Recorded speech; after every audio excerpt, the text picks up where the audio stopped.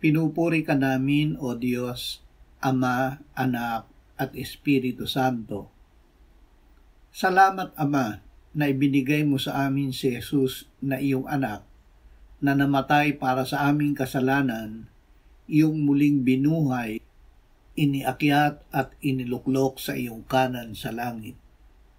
Salamat na ibinigay mo sa amin ang iyong banal na Espiritu, at sa pamamagitan niya ay ibinuhos mo ang iyong pag-ibig sa aming puso.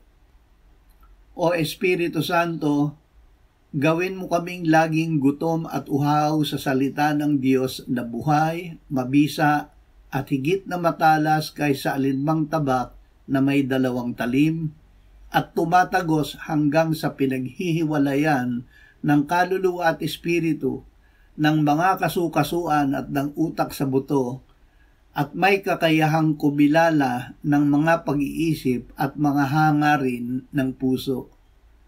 Salamat na si Jesus ang buhay na salita ng Diyos. Amen.